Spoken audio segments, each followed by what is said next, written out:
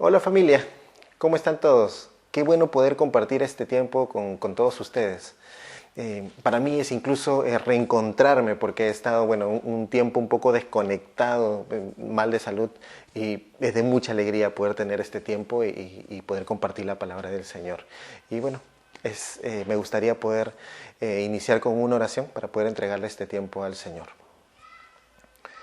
Señor, te damos gracias por este tiempo, te damos gracias porque podemos compartir tu palabra con libertad, mi Señor, y podemos hablar de ti, podemos compartir, mi Señor, con los hermanos, ir compartiendo toda esa bendición que tú nos das en nuestra vida, mi Señor.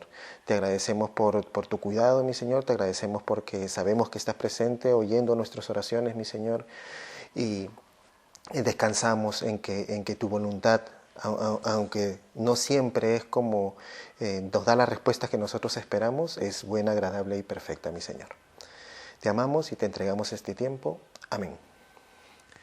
Bueno, seguimos con el ciclo de Juego de Tronos. Y bueno, ya hemos estado viendo a lo largo de estos días o de estos viernes más sobre el tema. Ya nos encontramos en Segunda de Reyes capítulo 8. Lo último que vimos era toda esta gran hambruna que hubo, ¿no? Y bueno, ya estamos en un tiempo donde hay más control, las cosas esta hambruna pasó. Y vamos a encontrarnos con algunos personajes que incluso han estado ya presentes en otros capítulos.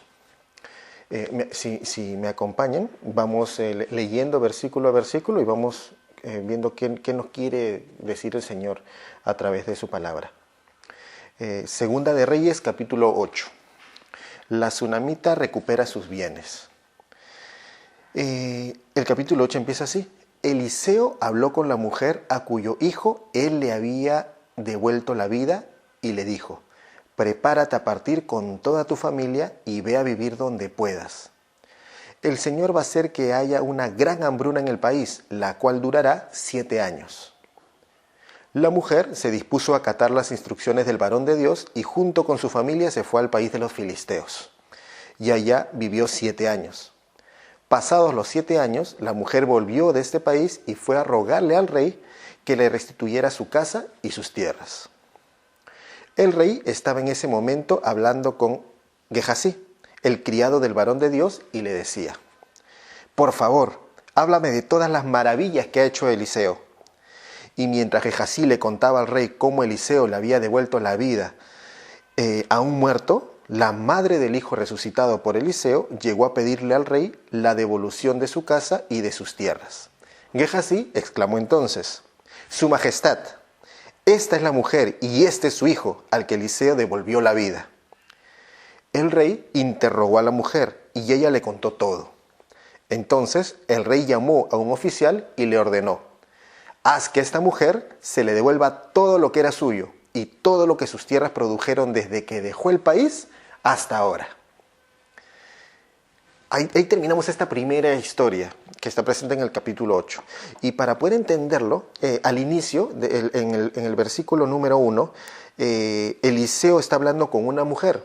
Y el preámbulo que le hacen a esta mujer es que es la mujer a cuyo hijo él le había devuelto la vida. Si queremos entender un poco esta parte, podemos ir al capítulo 4, donde está presente donde se hace presente a esta mujer y donde sucede este hecho, este milagro. Y se encuentra en Segunda de Reyes, en el capítulo 4, y la historia es desde el versículo 8 hasta el 37. Para no hacer más extenso, vamos a repasar un poco los hechos principales y ver qué pasó en esa historia.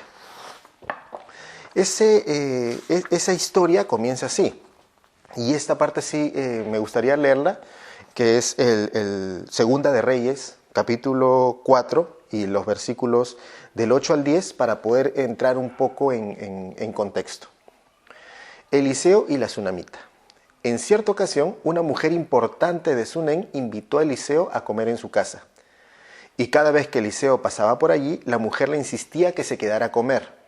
A su marido le dijo: ¿sabes de qué me he dado cuenta? pues de que este hombre que siempre pasa por nuestra casa es un santo varón de Dios.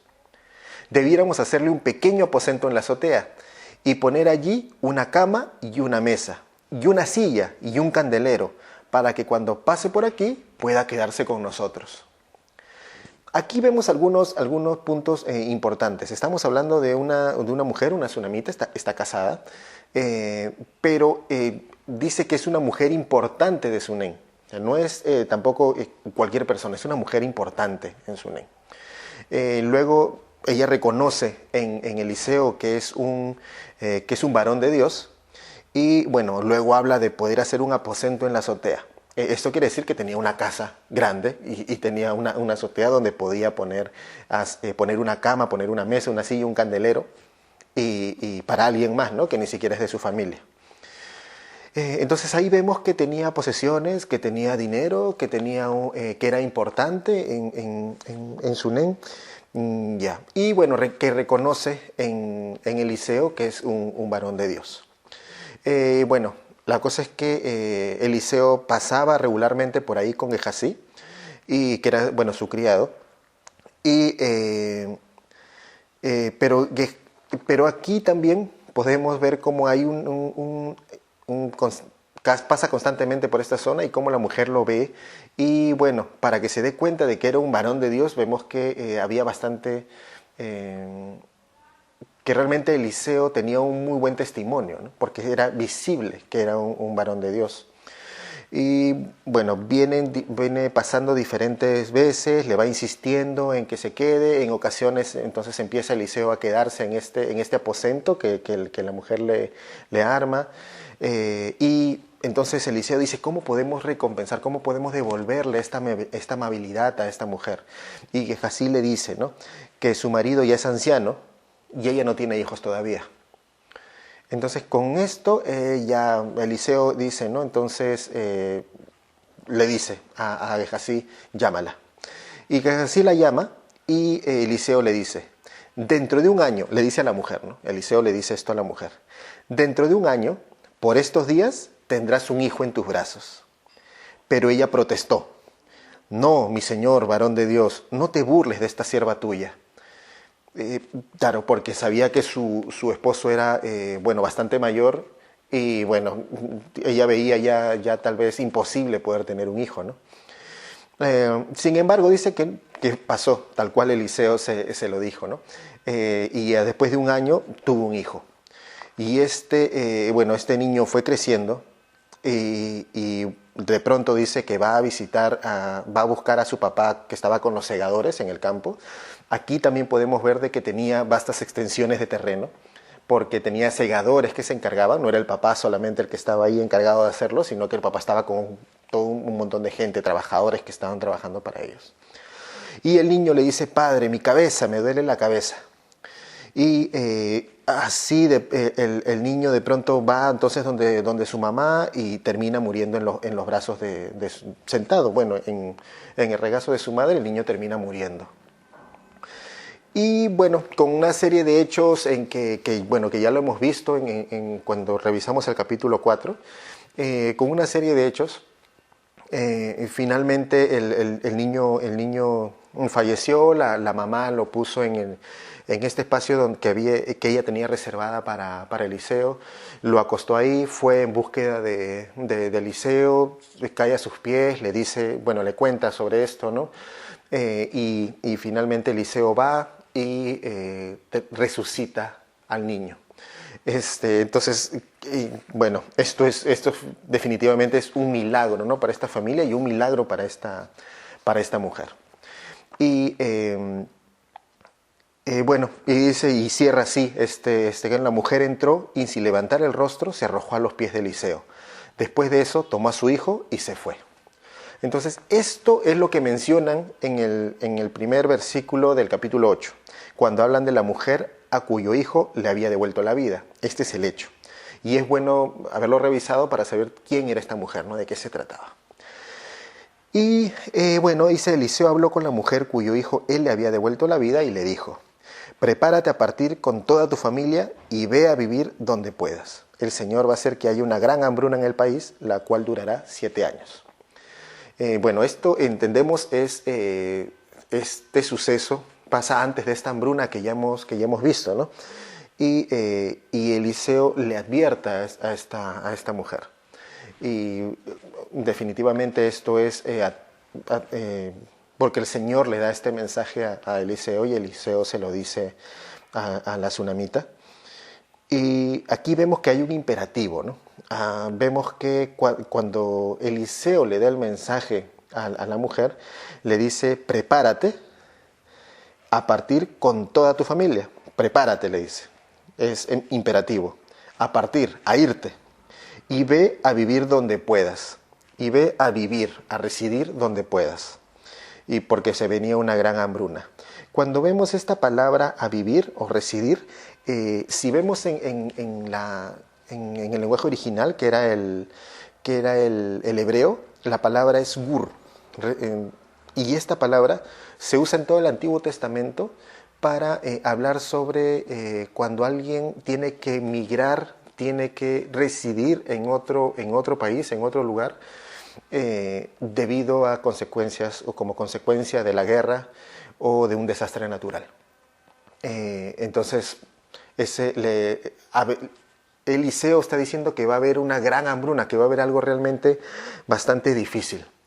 Y por eso es que ella tiene que irse. Y bueno, le da este imperativo, le dice, prepara tu familia y vete.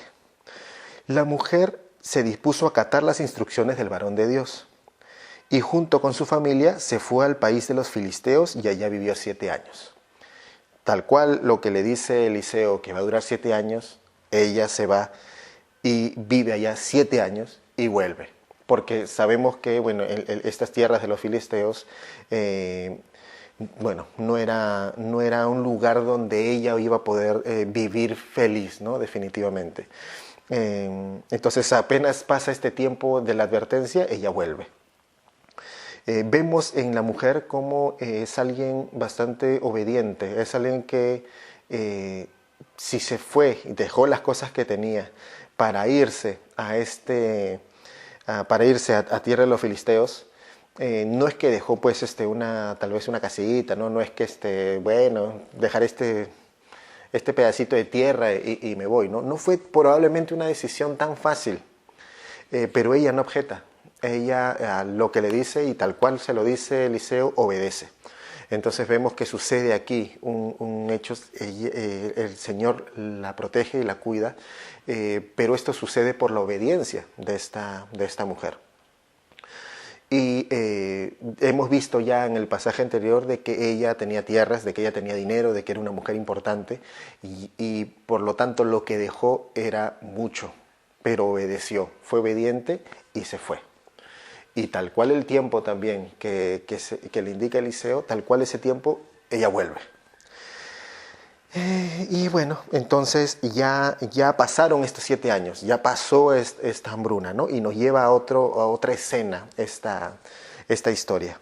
Y dice que el rey en ese momento estaba hablando con Gehazi.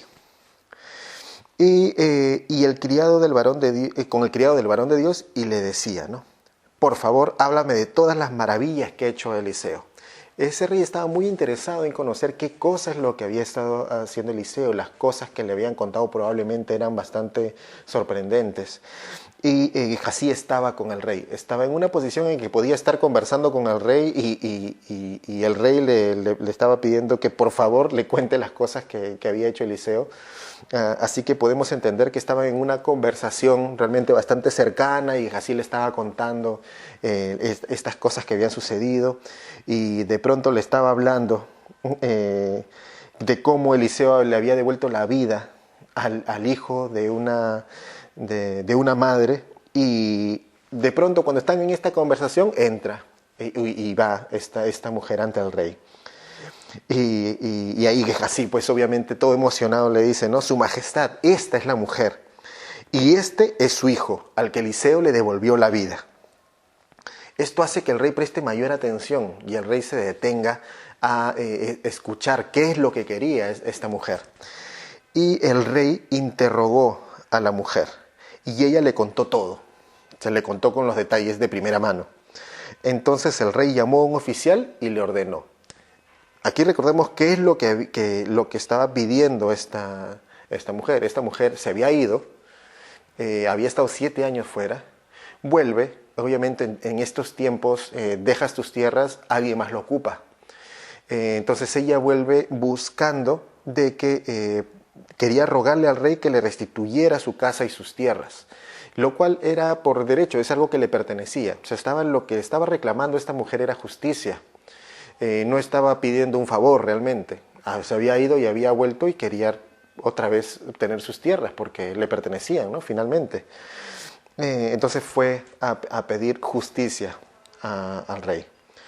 Y el rey entonces, cuando escucha toda la historia y la petición de esta mujer, le ordena a un oficial: haz que esta mujer se le devuelva todo lo que era suyo y todo lo que sus tierras produjeron desde que dejó el país hasta ahora. Lo que estaba pidiendo la mujer era únicamente que poder tener otra vez sus tierras, ¿no? Que se le devolvieran estas tierras. Pero el rey no solo le devuelve las tierras, sino que esta mujer obtiene más. El rey le dice: todo lo que pueda haber producido estas tierras, todo lo que se ha obtenido de estas tierras, que también se le dé, ¿no? Todo lo que se produjo durante estos 7 años. Y ahí la mujer obtiene mucho más de lo que realmente su petición era, ¿no? Aquí me detengo un poco porque yo siento y veo acá que Eliseo realmente, aunque bueno, al inicio aparece Eliseo hablando de un hecho pasado y bueno, no aparece más en esta historia, encuentro como un gran reto lo que nos deja Eliseo. Porque finalmente Eliseo no estuvo presente acá, pero fue fue un canal de bendición para esta mujer, devolviéndole primero diciéndole a esta mujer de que va a tener un hijo, ¿no? Luego resucita a su hijo. Luego le advierte sobre esta hambruna, se va, vuelve. En todos estos hechos vemos que forma parte directa Eliseo. Eliseo está con ella, se lo dice, le advierte, resucita al hijo. Sin embargo, ahora sucede otro hecho extraordinario, que le devuelven las tierras a esta mujer. Y además de que le devuelven las tierras, le dan lo que se había producido durante estos 7 años. Podemos entender como otro milagro esto que ha sucedido aquí. Cómo el rey reacciona. Era un rey que estaba escuchando sobre las historias que Gehazi le contaba de Eliseo. Y este rey reacciona con gracia, con justicia, al brindarle la devolución de estas tierras y lo que se había producido en 7 años a la mujer. Y este es el reto de Eliseo. Eliseo aquí ya no estuvo presente. Aquí lo que estuvo presente eran las historias de Eliseo. Cómo Gehazi iba contando lo que Eliseo iba haciendo y obviamente contándole la historia, ¿no? Que era un varón de Dios. No era que era superpoderoso Eliseo, sino que realmente era un varón de Dios. Y el Señor a través de Eliseo todo lo que había hecho, ¿no? Y esto es lo que despierta también esta reacción en el rey. Y lo que significa un nuevo milagro para esta mujer. Y cómo nosotros podemos aceptar ese reto, ¿no? Ese reto en el que nosotros podamos ser también canal de bendición para otras personas. Y no únicamente con hechos concretos, ¿no? Con cosas que el Señor pone en nuestro corazón y que nosotros hacemos para poder ser este canal de bendición, ¿no? Sino también con un testimonio que perdura, con un testimonio sólido de que nosotros seguimos al Señor, seguimos a Cristo y que nosotros hemos entregado nuestra vida al Señor y que el Señor nos pueda usar como este canal de bendición. Y que ese solo testimonio también pueda ser de bendición para otras personas, de que las personas puedan encontrarse con el Señor a través de ese testimonio de lo que nosotros estamos haciendo, y lo cual es muy difícil. No es tan fácil, es un testimonio que perdura, porque ha pasado tiempo, ha pasado años, y este y estos hechos de Eliseo han perdurado. Y en muchas ocasiones, a veces, nosotros podemos ser también este canal de bendición, no solo a través de estos hechos, sino de nuestro testimonio. Y esto es algo muy importante. Hasta ahí tenemos una primera historia en este capítulo 8. Y luego continuamos con otra. Si nosotros nos detuviéramos ahí, nosotros diríamos, wow, ¿no? ¿Qué tal cierre, ¿no? Para un ciclo como el que ha tenido Eliseo, ¿no? De tantas cosas y hablar de esto que hizo para esta mujer, e incluso que solo su testimonio significara al compartir un testimonio de justicia y gracia, cómo el rey reacciona también con justicia y gracia y le permite esto a esta mujer, ¿no? Que es la devolución de sus tierras y lo que había producido. Sería increíble. Pero ahí no termina. Realmente cuando continuamos vemos cómo Eliseo viene a ser vocero de una gran desgracia. Y bueno, si me acompañan con la lectura, ahora nos encontramos en el versículo 7 de este mismo capítulo 8. Hazael llega a ser rey de Siria. Después de eso, Eliseo se fue a Damasco. El rey Ben-Hadad de Siria estaba enfermo, y cuando le avisaron que el varón de Dios estaba allí, el rey le dijo a Hazael: ve a recibir al varón de Dios y llévale un presente. Consulta por medio de él al Señor y pregúntale si yo sanaré de esta enfermedad. Bueno, Eliseo estaba rumbo a Damasco y el rey Ben-Hadad de Siria estaba enfermo. Y cuando le avisaron, dice que bueno, Eliseo estaba por la zona, iba por ahí. Es que este rey que estaba enfermo le dice a Hazael que le lleve un regalo y que le pregunte, ¿no? Que le consulte por medio de él al Señor.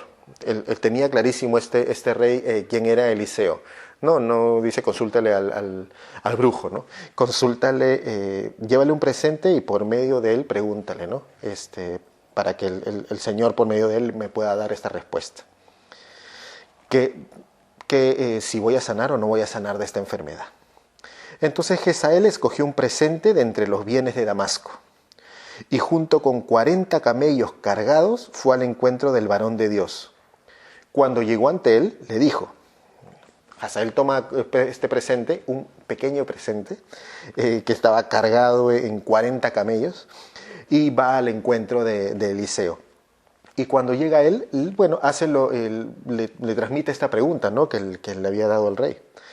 Dice: el rey Ben-Hadad de Siria, que es como tu hijo, me ha enviado para que te pregunte si va a sanar de su enfermedad. Y Eliseo le dijo: ve y dile que ciertamente sanará. Sin embargo, el Señor me ha revelado que Ben-Hadad inevitablemente morirá. Uno aquí podría decir, no, ok, va a sanar, pero inevitablemente va a morir. Ok, entonces, ¿qué está pasando acá? Y el varón de Dios se quedó mirándolo fijamente hasta que Hazael se ruborizó. O sea, se quedó mirando de tal forma Eliseo a Hazael que Hazael no supo ya qué más que decir o cómo reaccionar y se ruborizó. De pronto, el varón de Dios prorrumpió en llanto. Eliseo se quedó mirándolo fijamente, Hazael se ruborizó y de pronto Eliseo no pudo más y rompió en llanto. Y Hazael le preguntó: ¿por qué llora mi señor? El varón de Dios respondió: lloro porque sé que harás mucho mal a los israelitas. Sé que les prenderás fuego a sus fortalezas, que a sus jóvenes los matarás a filo de espada, que a sus niños los estrellarás contra el suelo, y que a sus mujeres embarazadas las abrirás en canal. Hazael entonces objetó: pero ¿quién es tu siervo sino un perro? ¿Quién soy yo sino un perro? ¿Cómo podría ser algo tan formidable? Y Eliseo respondió: el Señor me ha revelado que tú vas a ser el rey de Siria. Cuando Hazael se fue y volvió con su amo, éste le preguntó, ¿qué te ha dicho Eliseo? Y Hazael respondió, me dijo que ciertamente sanarás. Pero al día siguiente, Hazael tomó un paño, lo remojó en agua y se lo puso a Ben-Hadad sobre el rostro, y Ben-Hadad murió. En su lugar reinó Hazael. Este cierre es wow, ¿no? Bueno, realmente todo este pasaje personalmente me mueve mucho. Lo que Eliseo pudo haber sentido cuando se presentó bueno, Hazael viene con los regalos y le hace esta pregunta, y de pronto Eliseo le responde la pregunta, sí va a sanar de esta enfermedad, pero inevitablemente morirá el rey. Y se pone a llorar y mirar fijamente a Hazael, porque el Señor le estaba revelando que finalmente iba a morir. Y le estaba revelando todo el daño que Hazael iba a hacer a Israel. Y no solo eso, sino que al detalle, porque esto que le revela Eliseo a Hazael de todo el daño que va a hacer, puede poner realmente los pelos de punta a cualquiera. Es algo realmente muy doloroso, ¿no? Que tú sepas que Israel va a sufrir de esa manera. Y dice, sé que harás mucho mal a los israelitas, le prenderás fuego a sus fortalezas, que a sus jóvenes los matarás a filo de espada. Esto es, bueno, a filo de espada, tal vez una guerra, los va a matar a los jóvenes. Pero no solo queda ahí, no solamente es la visión de tal vez de una contienda, de una guerra, una batalla, sino que a sus niños los estrellarás contra el suelo. Ya ahí vemos a niños, ya no vemos a soldados, no vemos a combatientes, ya son niños que los va a estrellar contra el suelo, y a sus mujeres embarazadas las abrirás en canal, o sea, las va a abrir a las mujeres embarazadas. Ya notamos que hay un salvajismo, que realmente estamos ante unas escenas muy, muy dolorosas y muy fuertes de violencia y de un afán de destrucción realmente. No solamente en cuanto a las fortalezas y a los combatientes, sino también a generaciones. Realmente le está mostrando todo un panorama muy doloroso, y tiene al frente a Hazael. Y Hazael es quien va a ser parte, porque le dice, ¿no? Él va a hacerle todo este daño a los israelitas. Y bueno, Hazael le objeta, ¿no? Que como yo, si soy un siervo, voy a hacer algo tan sorprendente, ¿no? ¿De dónde voy a hacer todo eso? Y ahí es que Eliseo le respondió, ¿no? El Señor me ha revelado que tú vas a ser el rey de Siria. Entonces estamos ante una persona la cual sabemos que va a hacer mucho daño, y que incluso va a ser rey. ¿Y cómo va a ser rey? Lo vemos al final, ¿no? Es porque, bueno, Hazael regresa, cumple. Cuando el rey le pregunta qué te dijo Eliseo, le dice tal cual lo que Eliseo le había dicho que le diga, que ciertamente sanarás. La enfermedad no se llevó al rey, sino que al día siguiente Hazael tomó un paño, lo remojó en agua. ¿Me imaginas un paño? Bueno, cuando he leído un poco los hechos históricos, al parecer estas culturas usaban como un paño en la cabeza, ¿no? A manera de almohada, digamos, ¿no? Entonces posiblemente utilizó esto, lo remojó en agua, que esto se carga mucho de agua, ¿no? Es como si uno agarrara un peluche y lo remojas en el agua y se siente algo pesado, ¿no? Realmente carga mucha agua. Y se lo puso sobre el rostro a Ben-Hadad, y Ben-Hadad murió. No murió naturalmente, obviamente, sino que fue asesinado a manos de Hazael. Y Hazael llega al poder entonces a través de este hecho. Y entendemos también después, con todos estos hechos, por qué es que Eliseo se queda mirándolo fijamente, ¿no? Y no sé qué mezcla de emociones puede haber sentido Eliseo cuando tenía al frente a esta persona y sabía todo lo que iba a pasar, ¿no? Y en su lugar reinó Hazael, y Hazael se convierte entonces en el rey. Bueno, Esto, aquí ya vemos que se viene o se avecina una historia bastante cruenta, ¿no? Bastante sangrienta, bastante difícil. Unos tiempos muy difíciles se avecinan. Y vamos a verlo ya bueno, incluso en este capítulo y en el capítulo que viene. Vamos a ver cómo se desarrolla todo esto. Y aquí cuando Eliseo es vocero de la desgracia, tal vez podemos recordar, remontar, ir a Primera de Reyes, 19, del 15 al 17, donde el Señor le dice a Elías, le dice, regresa por donde viniste y ve por el desierto camino a Damasco. Cuando llegues allá, busca a Hazael y úngelo como rey de Siria. Luego busca a Jehú, hijo de Nimsi, y úngelo como rey de Israel. Y a Eliseo, hijo de Safat, del pueblo de Abel, Meolá, úngelo para que ocupe tu lugar como profeta. Si alguien escapa de la espada de Hazael, Jehú lo matará. Y si alguien escapa de la espada de Jehú, Eliseo se encargará de que muera. Este es ya un mensaje de muerte, ¿no? Que finalmente no fue directamente para Elías, sino para Eliseo, y incluso vamos a ir viendo que muchas cosas no son directamente con Eliseo, pero ya viene a ser un mensaje de muerte y de cosas muy complicadas que se vienen para el pueblo de Israel. Aquí podemos seguir revisando los siguientes versículos que nos hablan luego del reinado de Jorán de Judá. Nos dice, en el 5º año, estamos en el versículo 16, igual en el capítulo 8, en el 5º año de Jorán, hijo de Ahab, rey de Israel, y mientras Josafat era rey de Judá, Jorán, hijo de Josafat, comenzó a reinar en Judá. Bueno, aquí tal vez nos crucemos un poco, ¿no? Porque dice, está hablando de Jorán, hijo de Ahab, que es rey de Israel, pero también habla de Jorán, hijo de Josafat, que comienza a reinar en Judá. Entonces, uno se puede cruzar un poco, pero realmente estamos hablando aquí de dos Jorán.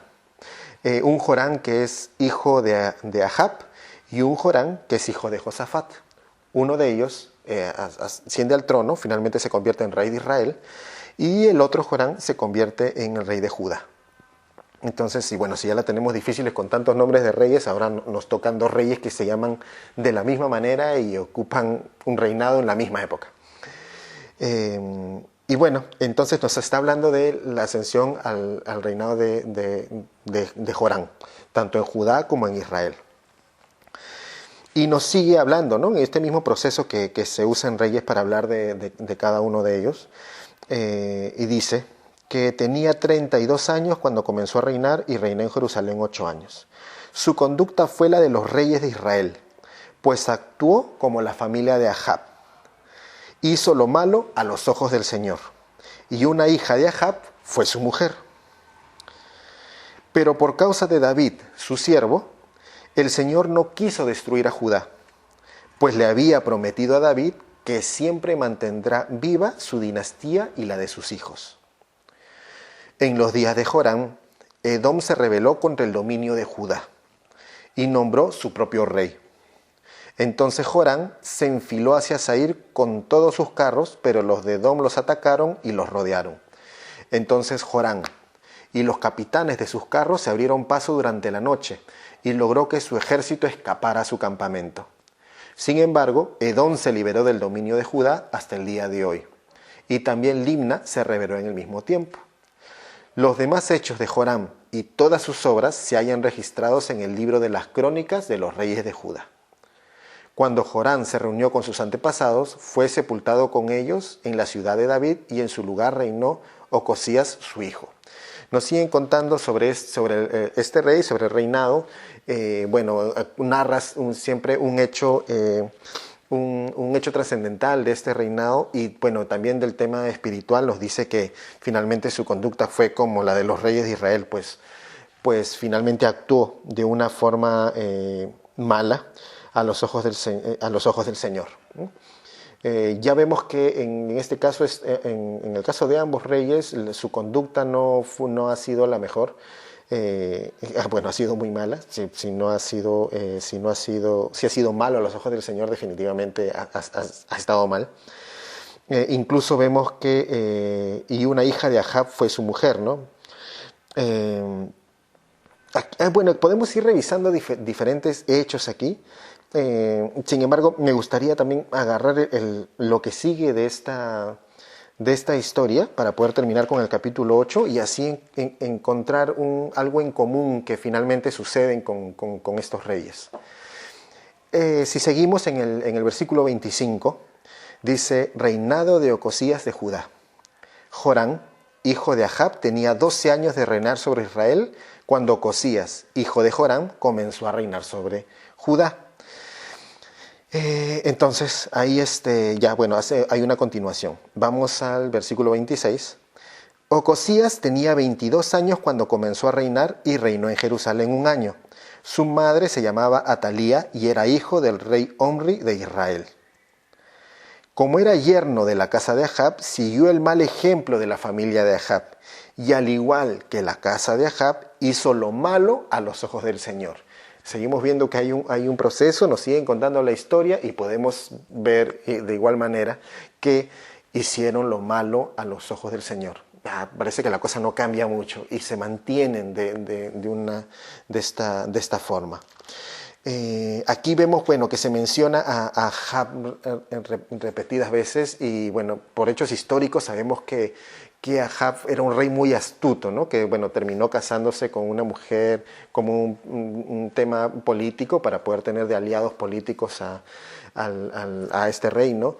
Vemos también que, a una de sus hijas las casa con el rey de Judá, para igual, habiendo tantos años de contienda entre Judá e Israel, poder tener una especie de calma, basándose en estrategia, ¿no? En estrategia política, en arreglos que finalmente iban en contra de la voluntad del Señor. Y terminaban haciendo, toda la casa de Ahab terminaba haciendo lo malo ante los ojos del Señor. Y que lo resaltante de este tiempo sea de que haces lo malo a los ojos del Señor, realmente es muy triste, ¿no? Seguimos en el versículo 28 y dice: Ocosías se unió con Jorán, hijo de Ahab, y juntos marcharon a Ramot de Galaad para pelear contra el rey Hazael de Siria. Pero los sirios hirieron a Jorán. Por lo que el rey Jorán volvió a Jezreel para curarse las heridas que los sirios le hicieron frente a Ramot, cuando peleó contra el rey Hazael de Siria. Por eso, Ocosías, hijo de Jorán, rey de Judá, fue a visitar a Jorán, hijo de Ahab, en Jezreel, pues estaba enfermo.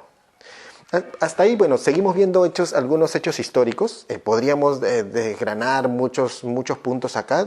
Se van a ver luego más adelante también. Y la próxima semana vamos a verlo en el capítulo 9. Pero ya vemos este proceso. Vemos primero cómo Hazael llega a ser rey de Siria y cómo Eliseo ve todo lo que iba a pasar y cuánto daño iba a hacer él finalmente a los israelitas. Vemos cómo continúa, ¿no? El reinado de Jorán de Judá, reinado de Ocosías de Judá. Vemos cómo continúa haciendo lo malo a los ojos del Señor.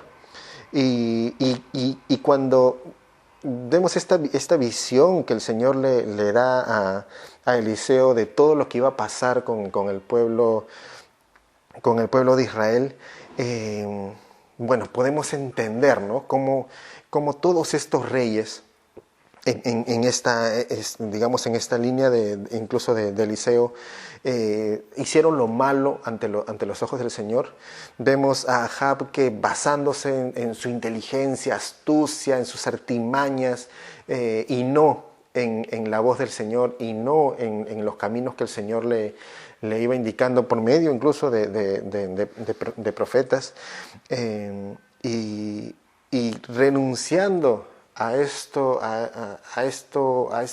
camino que le trazaba el Señor, decide hacer sus sus amagues, sus cosas astutas, sus cosas políticas, sus amarres, todo porque descansaba más en sus capacidades, en su inteligencia tal vez, más que en el Señor. Y vemos como todo lo que ya se le venía al pueblo de Israel finalmente no era pues un hecho fortuito, ¿no? Sino finalmente viene siendo un mensaje de muerte que tiene que ver más con la mano justiciera del Señor en este tiempo. Porque durante el ministerio de Eliseo todos estos reyes o líderes se habían hecho acreedores de este reproche divino a causa de lo que hacían, a causa de la idolatría. Y bueno, se vienen unos tiempos muy difíciles y sabemos que estos tiempos difíciles no quedaron ahí, ¿no? En la actualidad vemos que está sucediendo mucho de esta visión incluso y también lo podemos ver, podemos nosotros buscar en nosotros mismos si solamente estamos revisando estos hechos y estamos diciendo, wow, qué mal con estos reyes, wow, cómo no siguieron los caminos del Señor. Y debemos también revisar un poco nuestras propias vidas. Debemos detenernos a pensar si nosotros estamos actuando conforme a lo que creemos nosotros es lo mejor, si estamos actuando según nuestra propia inteligencia, si estamos actuando según nuestra propia astucia o porque nosotros sabemos, no, en este ambiente me desenvuelvo muy bien, no, de esto yo ya sé, yo sé cómo funciona y queremos hacer nuestra voluntad o realmente estamos deteniéndonos, orando, entregando cada aspecto de nuestras vidas al Señor y pidiéndole dirección para no ser nosotros los que estamos queriendo construir el camino, sino realmente siguiendo la voluntad del Señor. Es un buen tiempo para detenernos, no solamente a ver naciones en guerra, no solamente a ver tanta situación en el mundo difícil, sino a revisar nuestras propias vidas y tomar una decisión. Si estamos escuchando y descansando en la voluntad del Señor, sigamos firmes. Y si no lo estamos haciendo, pues entreguemos esos aspectos que son tan difíciles de poder entregárselos y hagámoslo, tomemos la decisión de entregarle las riendas de nuestra vida al Señor, descansar en su voluntad y actuar conforme su voluntad. Es un tiempo y es una semana previa a estos hechos que se van a ir desarrollando en que podemos revisar en nuestras propias vidas. Bueno, muchas gracias por acompañarme. Me gustaría que podamos cerrar este tiempo con una oración. Señor, te damos gracias por tu palabra, mi Señor. Te damos gracias porque en este tiempo tú nos has hablado, mi Señor. Tú nos estás revelando, mi Señor, también a nosotros tantos hechos difíciles, tanto dolor, mi Señor, tanta sangre, y no nos estás haciendo solo personas que están viendo estos hechos, mi Señor, sino que nos lo muestras porque tú también quieres construir nuestro carácter, mi Señor, porque tú quieres que nos detengamos a ver nuestras propias vidas, mi Señor, y a hacer mucho silencio, mi Señor, y poder escuchar tu voz, porque muchas veces no descansamos en ti, mi Señor, y no hacemos ese esfuerzo por escuchar cuál es la voluntad que tú tienes para cada una de nuestras actividades y labores, mi Señor, del día. Creemos que algunas cosas dependen solo de nosotros y no es así, mi Señor. Te damos gracias por este tiempo. Te pedimos, por favor, de que nos sigas hablando tan fuerte y claro, mi Señor, que nosotros podamos oír tu voz y ir hacia ti, mi Señor, y seguir ese camino hacia el propósito que tú tienes con nuestras vidas, mi Señor. Te amamos y en tu nombre oramos. Amén. Bueno, muchas gracias. Qué bueno compartir, nuevamente, se lo digo, qué bueno compartir este tiempo con ustedes. Nos reencontramos muy pronto, no solamente a través de este medio, sino en la misma iglesia. Espero con muchas ganas poder verlos. Que tengan buenas noches. Nos vemos la próxima semana.